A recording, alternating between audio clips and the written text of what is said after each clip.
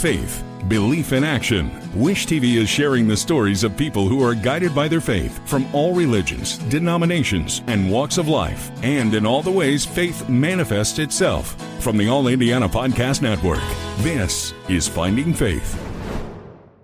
This message comes from Greenlight. Ready to start talking to your kids about financial literacy? Meet Greenlight, the debit card and money app that teaches kids and teens how to earn, save, spend wisely, and invest with your guardrails in place.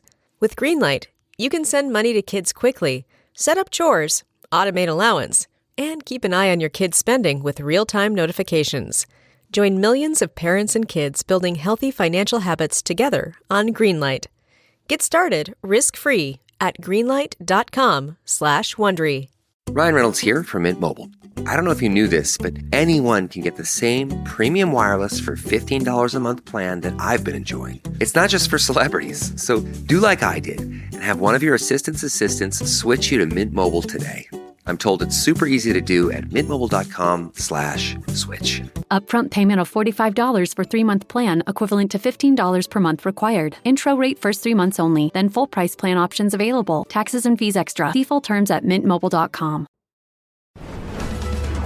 Very excited for this one. Newsboys is one of the biggest bands in Christian music history, having sold over 10 million albums across 23 recordings and garnering boundless accolades. The list is probably too long to even list out here. We don't have enough time in the show. We have one of the band members, Adam Agee, joining us here.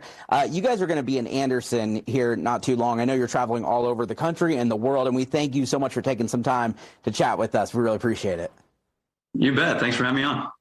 I want to start, and I know you've been with the band since 2023, I believe, correct? Am I right in that? Yeah. Officially in the band. I've been touring with them for the last, I guess, 11 years or so, like that. So, yeah. What's it like? Obviously, you toured with them for more than a decade, but to actually be an official member of a band with that sort of pedigree, I mean, we're going back to the 1980s, at the start of this thing. What's that like for you to be a member of that? It's pretty wild. I mean, I had, just like a lot of us, I had photos of these guys up on my youth group wall when I was a kid and everything. And so we became good friends back in '07 when my band Stellar Cart toured with Newsboys, and we just kept in touch ever since. And we, it's always great to be able to tour with your friends. And I was able to fill a need that they had, and we're just still making music together, which is awesome. As a fan of Christian music, I'm sure you can attest to this. There's been a wide range of change in Christian music from the 80s to the 90s to the early 2000s and now to this point. How do you guys manage that change and shift with that? Does it come internally? Do you go, hey, this is how I'm feeling artistically? Or do you go, this is what people are craving? Or is it a combo of both? Yeah, I think it's a little bit of both. I think it's at least for me personally as a songwriter, I always feel like I draw from whether I'm talking about my faith or whether it's a family issue or whether it's friends coming with problems or whether I'm dealing with stuff. So I just write it out. And I've always been a pop writer. And so when you write pop melodies, you can kind of put that over any kind of music bed layer and it becomes, I guess you could say current or whatever. But I think anybody tries to have our own sound, but we don't want to get lost in 80s hair metal and just stay there forever, which I love. But we want to try to push the envelope and try to create something new, something that sounds fresh, something, use what's available to us to keep it current. It has to be fun though to go back to classics like Shine and play that one in front of fans. It is nuts. Like we do a little B stage moment where we play like 6 or 7 of the old hits from the early 90s, and the crowd just lights up and they sing every word like it's 1994, and it's awesome.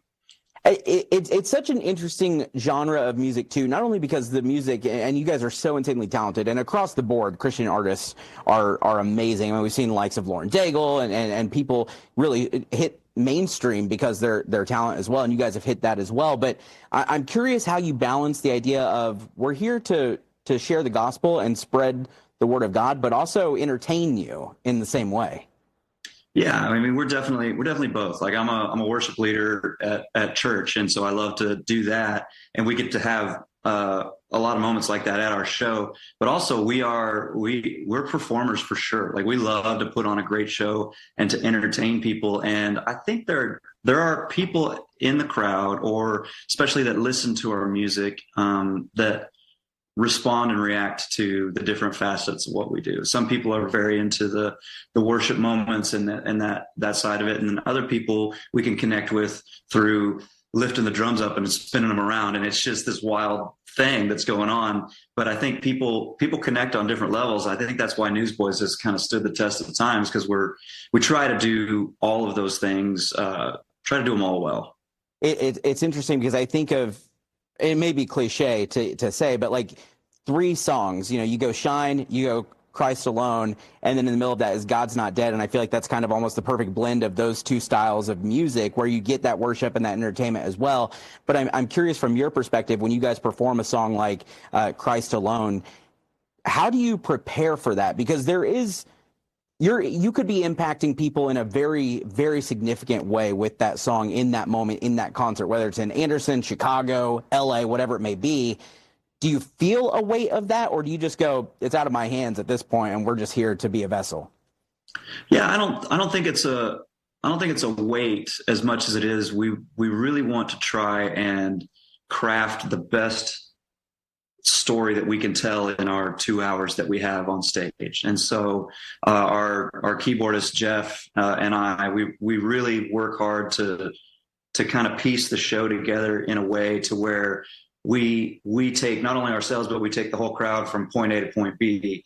And we do that through fun and lighthearted moments. And then we get serious, and then we are able to kind of usher into a time of worship, and then it's a celebration time at the end. So it's definitely a ride that we like to go on, just to try to get people to experience the most they can out of each portion of the show and every song. And I think the worship stuff, especially it is serious, but it's not a heaviness. It's more of an honor to be able to lead people into that kind of a spiritual experience. It's really cool.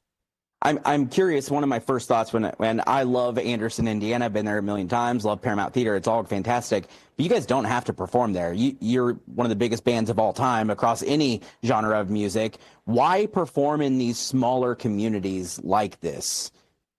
We actually love we love it all. Like I love playing for 40,000 people in a big, outdoor festival or whatever, or stadiums or arenas. It's all fun. But it's honestly just as great to perform for 1,000 or 2,000 people in a small theater, because everybody's got a great seat. The synergy is there. Everybody's excited. And honestly, you can't, if you're on stage and you're playing these big arenas, you can't really see past the first couple thousand people anyway to make a real personal connection. And so I feel like we get to connect on a deeper level, playing these theaters, and they're gorgeous, and the crews are amazing, and the show looks killer in there. It's all good. Well, I think it speaks volumes to the professionalism and the talent of you guys to be able to do that in any venue of any size in front of any crowd. And we're so excited for you guys to make it here to Anderson, Indiana. We'll have all the information so that people can get tickets to see Newsboys perform live here in Indiana. Adam, thank you so much for your time. We really appreciate it. Let's do it again sometime. Sounds great. We're looking forward to coming to Anderson. We love it. We've been there many times, and it's always a great time. Awesome. Take care. Thank you. Thanks so much. From Wish TV, this is Finding Faith. Be sure to like and subscribe to this podcast, and be sure to check out other great podcasts on the All Indiana Podcast Network. Online now at allindianapodcastnetwork.com.